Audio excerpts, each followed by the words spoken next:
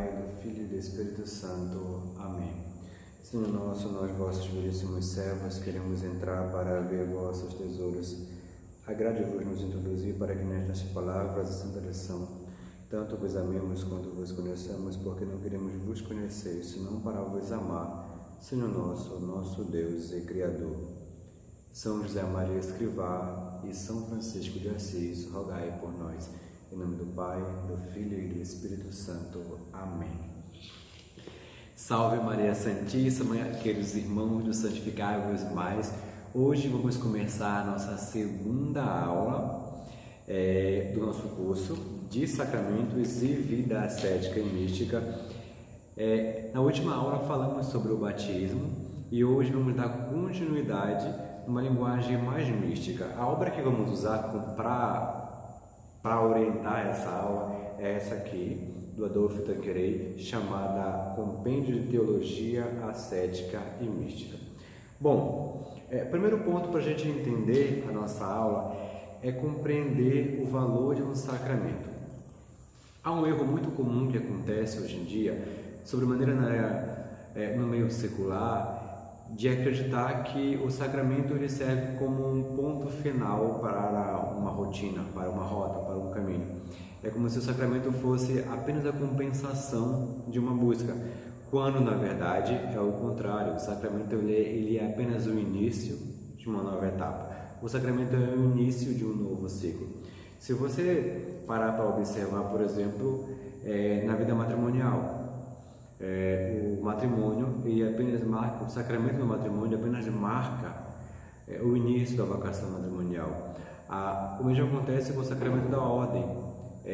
A ordenação sacerdotal ela apenas marca o início da vocação sacerdotal. E com o batismo não é diferente. O batismo ele é o início da vida cristã. O batismo ele começa, ele abre as nossas portas. É como se fosse no filme de Nárnia, quando a gente ultrapassa e atravessa o armário. Isso seria o batismo. Esse é atravessar. Só que não basta atravessar. É preciso viver. É preciso saber viver. E hoje vamos buscar entender como viver da melhor maneira possível o sacramento do batismo, como viver de fato como cristão. E para a gente começar, vale ressaltar que a aula de hoje se chama Vida de Perfeição. E para entender uma coisa, tem que ser muito claro, porque assim, quando se fala de perfeição, não é que seja uma obrigação cristã, não é porque ser perfeito é obrigação cristã, não.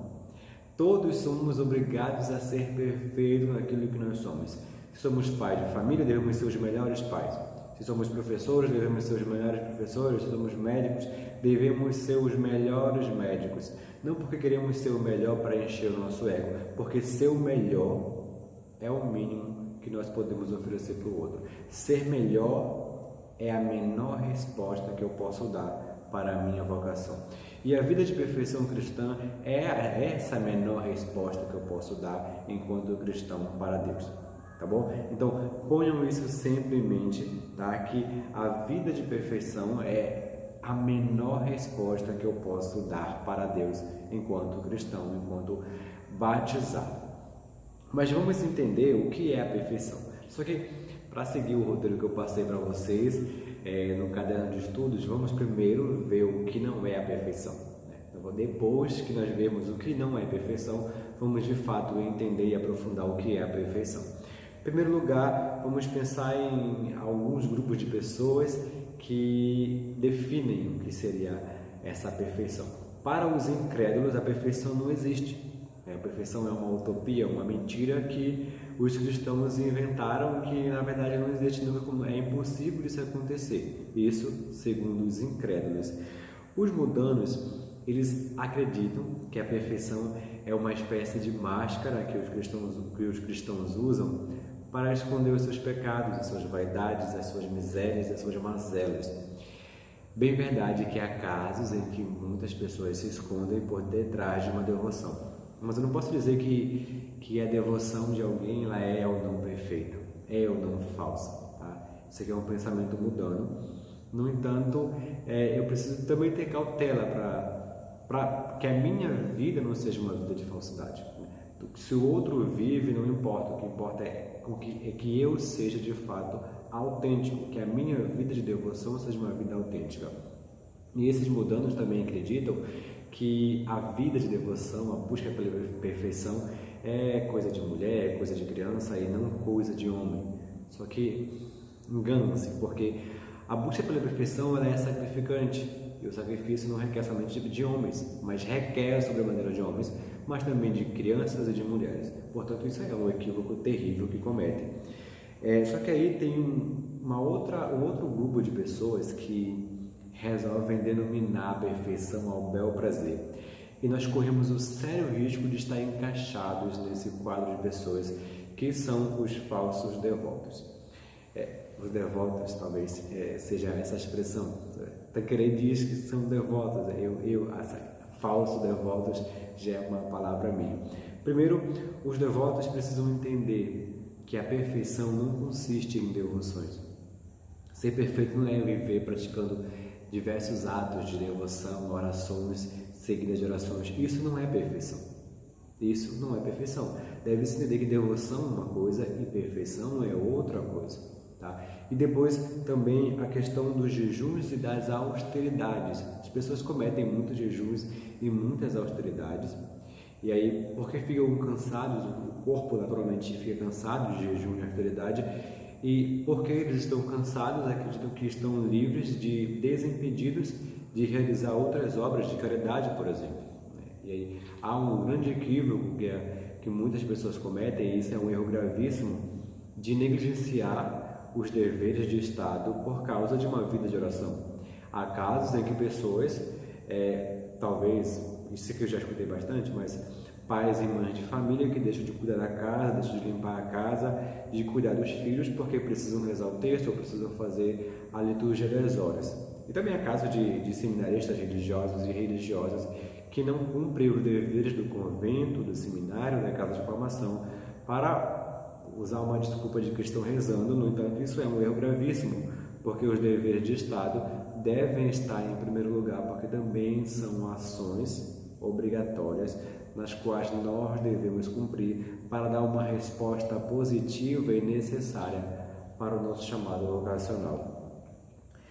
Outro ponto que os devotos cometem são as questões das obras exteriores. E isso é muito comum ver em apostolados hoje em dia sobremaneira. Para você ter um apostolado, você precisa dedicar tempo de estudo, tempo de preparação do que for preciso. Às vezes, uma banda de música, você precisa ensaiar, e você precisa ter preparação vocal, você precisa ter organização de espaço, ambiente e logística. Isso requer tempo. E porque os apostolados requerem muito tempo, as pessoas param de rezar e esquecem que a alma de um apostolado é a oração. Então isso aqui também não é uma vida perfeita. Esse apostolado que exclui a vida de oração também não é uma vida perfeita.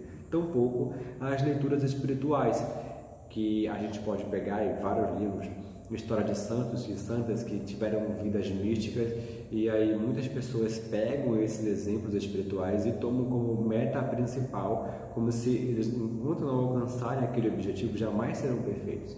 Só que não, a perfeição também não consiste nisso. Tá? Existe um ponto de partida no qual os santos tomaram, e é esse ponto de partida que nós devemos buscar.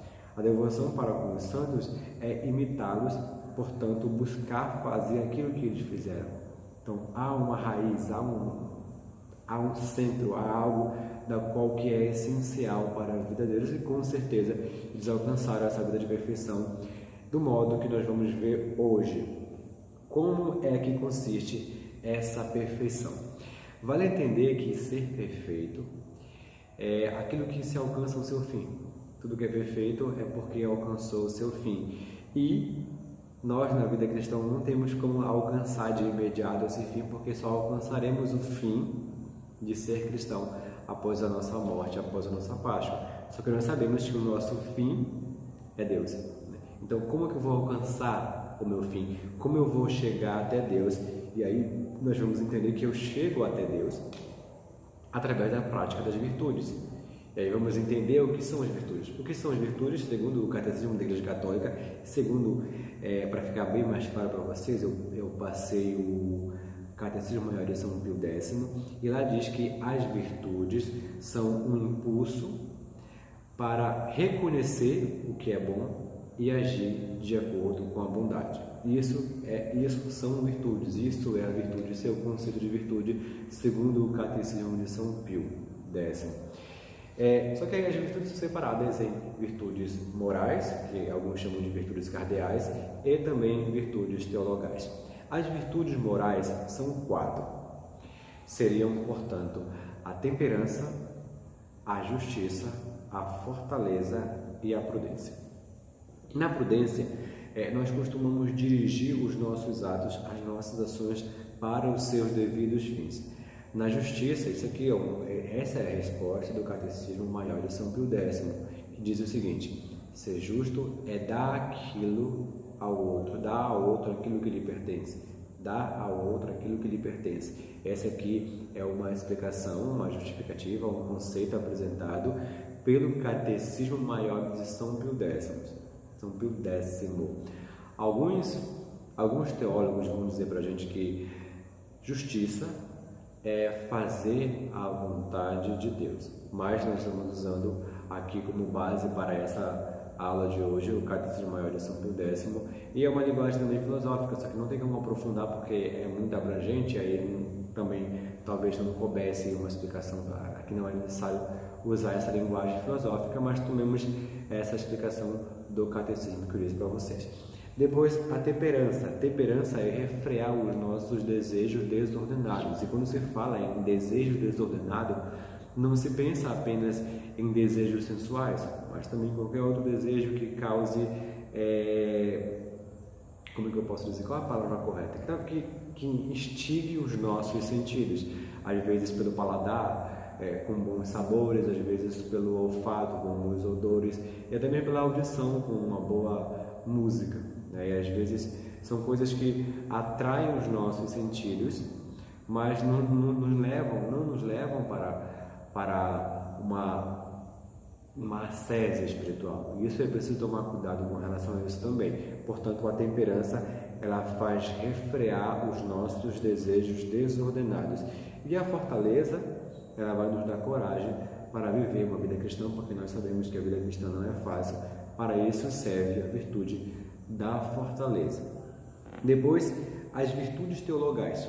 Nós sabemos, e é mais comum as pessoas comentarem, que é fé, esperança e caridade. Pela fé, lembrando que as virtudes teologais, elas são dons sobrenaturais. Todas as 3 virtudes teologais são dados por Deus, tá? São virtudes sobrenaturais. Não é eu que pego a virtude para mim, não sou eu que crio a virtude ou que tomo o primeiro passo para agir de acordo com essa virtude. É sempre um impulso do Espírito Santo que faz com que eu haja de acordo com aquelas virtudes. Eu dou apenas uma resposta para o impulso do Espírito. A primeira virtude é a fé, que me faz acreditar em Deus. É uma graça que Deus me dá para acreditar nas verdades celestiais. Depois a esperança, que também é uma graça que Deus me dá para que eu deseje e espere a vida eterna. E por fim, a virtude da caridade, que me faz amar a Deus e amar o próximo. E essas são as virtudes, portanto, nós entendemos que a vida de perfeição é a prática das virtudes. No entanto, existe uma única virtude que pode não compensar, mas uma única virtude que abarca todas as outras virtudes, que é a virtude da caridade. Pela caridade eu consigo praticar todas as outras virtudes, e aí a gente consegue levar, de fato, fazer não uma síntese, porque não é uma síntese, a síntese é diminuir, mas talvez colocar tudo em um único lugar e fazer com que eu consiga praticar, de fato, todas as virtudes pensando de forma caritativa. Se eu agir com amor, eu vou ser capaz de agir, de fato, virtuosamente e ser perfeito. Só que lembre-se que caridade é o amor, portanto, amor é igual a caridade. O amor ao qual nós nos referimos não é um amor sensível, não é um amor de sentimentos. Lembrando que é uma virtude e uma virtude sobrenatural. Portanto, se ela é sobrenatural, eu devo dar a ela um valor sobrenatural. Não posso dizer que a caridade é simplesmente fazer obras sociais, tá? Isso não, o fato de não ser, claro que não anula, muito pelo contrário. Se eu sou caridoso, se eu tenho caridade, eu vou agir de modo caridoso socialmente com as pessoas, tá? Mas não é esse o ponto central da virtude da caridade. A virtude da caridade, por ser uma virtude sobrenatural, ela tende, eu vou ser caridoso com o outro quando eu faço com que ele busque a Deus, quando eu faço com que ele busque uma vida sobrenatural, porque a caridade ela é sobrenatural, tá? E não são dois amores, né? Não é amar a Deus sobre todas as coisas e ser um amor e o próximo como a si mesmo ser um outro amor. Não são dois amores, é apenas um amor que se complementa. Se eu amo Deus, eu vou amar o próximo. Se eu amo o próximo, eu também amarei a Deus. É apenas um amor manifestado de dois modos. É um amor que quando eu amo Deus, eu amo porque de fato Deus é Deus. Mas quando eu amo o próximo, é porque eu quero que aquele próximo também se aproxime de Deus. Eu amo a alma do próximo e eu quero que o próximo se aproxime de Deus. Isso aqui não é uma questão social, tá bom? Lembrando que eu não estou dizendo que se anula aquilo que deve ser feito enquanto cristão. Mas lembre-se que o ato de caridade social, da qual nós costumamos fazer referência ou ouvir, é uma obrigação moral. Não é uma obrigação cristã, é uma obrigação moral de todos os seres humanos agir de modo caritativo com o outro. Isso aqui é uma obrigação moral, não é uma obrigação cristã. A cristandade, o cristianismo faz as coisas porque sabe que deve ser feito. Não é que o cristianismo criou obras sociais porque partiu dele aquilo, mas porque ele sabe que é obrigação de seres humanos agir desta maneira, tá bom? Então, tenham sempre isso em mente. Só que Tanqueray, o autor do compêndio de teologia ascética e mística, ele não vai simplesmente dizer aquilo e sem usar nenhum princípio. Ele vai usar, claro que as virtudes são um estudo, esse aqui a gente pode encontrar em diversas obras doutrinárias da igreja, mas ele também usou para encontrar base e dizer que o amor de fato é a virtude que me orienta à perfeição de modo mais perfeito, diríamos assim, a perfeição de modo mais perfeito. Ele usou a Bíblia também, as Escrituras, e diz que tanto no Antigo quanto no Novo Testamento é possível encontrar provas de que a caridade é a virtude que me une a Deus. É a virtude de fato que me leva até Deus. E nós teremos diversas citações para dizer aqui para vocês, mas nós resumiremos apenas em que está no livro de Romanos, no capítulo 13, no versículo 10, que diz: a plenitude da lei é o amor. A passagem de Romanos ela vai sintetizar tanto o Antigo quanto o Novo Testamento, os 10 mandamentos da lei de Deus instituída por Moisés e também os 2 mandamentos proferidos por Cristo: amar a Deus sobre todas as coisas e o próximo como a si mesmo. Eu estou falando de 2 mandamentos e não 2 amores, lembre-se disso, tá bom? Então, a plenitude da lei é o amor, resume de fato que a caridade ou amor é a virtude que nos une a Deus. Porque se eu pratico a lei, se eu faço a vontade de Deus, certamente eu estou buscando a perfeição. A perfeição cristã não pode ser outra coisa que não o cumprimento da lei divina. E aí nós vamos parar para interrogar também, não somente a Escritura, mas buscar um argumento racional para isso. Nós fomos criados por Deus. Isso aqui é uma condição natural. Eu não estou falando de um bem espiritual sobrenatural, mas nós fomos criados por Deus porque não há uma outra explicação para isso. Até mesmo as teorias de evolução não conseguem dizer quem criou o primeiro ser. Então, portanto, nós fomos criados de fato por Deus. E aí, se eu fui criado por Deus, eu logicamente quero voltar até Deus. Isso aqui é uma condição natural que eu tenho. Eu quero de fato estar com aquele que me criou, porque eu tendo aquele que me criou. Assim como uma criança chora e anseia pelos pais, anseia pelo colo da mãe, nós também desejamos e queremos estar diante de Deus, porque é de Deus que nós viemos. Foi de Deus que nós saímos e é para Deus que nós também queremos voltar. Então, isso aqui já é um argumento racional, entende? Eu quero, de fato, estar unido com Deus. E qual é o melhor modo de união com o outro? Através de uma amizade, através de uma relação, através, de fato, do amor. Porque perceba que as relações que que têm o amor como base são relações que unem um ao outro. As relações que são baseadas no amor são relações que unificam as pessoas e tornam as pessoas apenas em uma. De fato, isso acontece quando nós amamos alguém. E o amor que nós temos por Deus não é diferente. Não é diferente. Se você parar para pensar também nas outras virtudes, por que é de fato a caridade que me faz unir a Deus? Por que eu consigo me unir a Deus de modo mais perfeito através da caridade e não de outras virtudes? As virtudes morais que nós dissemos anteriormente, elas vão servir apenas de pequenos caminhos para chegar até Deus. Se você for parar para pensar, por exemplo, na prudência, a prudência ela vai estar ligada às minhas escolhas, por exemplo. Eu posso escolher Deus, mas a prudência ela não vai me fazer de fato chegar até Deus. Eu posso escolher não errar, não pecar. A temperança também é a mesma coisa, eu posso escolher me afastar do pecado. Mas o fato de me afastar do mal não quer dizer que eu estou próximo do bem. Entende? E depois, a justiça tem muito a ver com o outro, dar ao outro aquilo que lhe pertence. E a fortaleza é a coragem, de fato, para seguir adiante. Portanto, não tem uma ligação direta com Deus.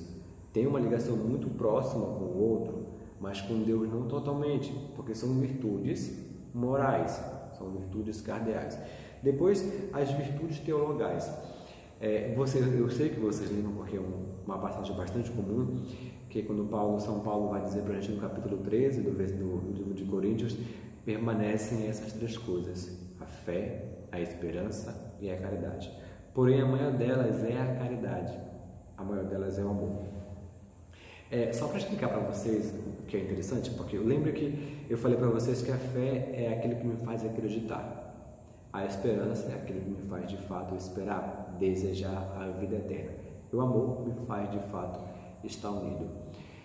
Por que permanece a fé? Por que permanece a caridade? Porque a partir do momento que eu já alcancei aquilo que eu queria, eu não preciso mais ter esperança. A partir do momento que eu já alcanço aquilo que eu acreditava, eu não preciso mais simplesmente acreditar, porque eu já estou ali vivendo aquilo. Não faz parte mais, o acreditar não é mais uma questão necessária, porque eu já vivo de fato aquilo. Portanto, permanece a caridade. Na vida eterna, vai-se embora a fé, vai-se embora a esperança e fica conosco a caridade, porque é a caridade que me faz unir de fato, estar unido com Deus. E também na caridade, isso aqui está no caderno de estudo de vocês, com a caridade eu consigo praticar outras virtudes. Através da caridade eu posso de fato praticar todas as outras virtudes. Na fé eu vou amar as coisas infinitas. Na esperança eu vou esperar o amado com amor. Na prudência o amor nos faz crescer. Isso aqui está no caderno de vocês. Na fortaleza o amor vai me fazer vencer o mal. Na temperança o amor vai me fazer afastar da sensualidade. E na justiça o amor vai nos fazer praticar o bem. Portanto, saibamos que a virtude que nos faz buscar a vida de... Primeiro, vamos saber, deixar claro que a vida de perfeição é a prática das virtudes, mas há uma virtude que nos faz ser perfeito de modo mais fácil, que é a virtude da caridade. Portanto, sejamos caridosos, amemos uns aos outros. E eu peço a vocês, eu agradeço porque vocês me acompanharam até agora nesse momento, e compartilhem a aula de vocês, façam anotações, escrevam, compartilhem nos stories. Nós iremos compartilhar no nosso também, tanto eu, Frei Davi, quanto o Glauco. E não esqueçam de rezar por nós. Essa foi a nossa aula de hoje. Nós teremos a próxima aula semana que vem com o Glauco. Vai falar sobre o sacramento da penitência. Depois vamos seguir esse ritmo. Ele fala sobre o sacramento e eu falo sobre a vida ascética e alguma coisa para a prática daquele sacramento. Portanto, semana passada foi o sacramento do batismo, e hoje eu apresentei para vocês uma leitura ascética de como de fato praticar a vida cristã, de como levar adiante o sacramento do batismo. Então eu vou contar com a oração de vocês, nós contamos com a oração de vocês, e rezem por nós. Muito obrigado, paz e bem, e o Senhor nos abençoe. Tchau, tchau e até a próxima.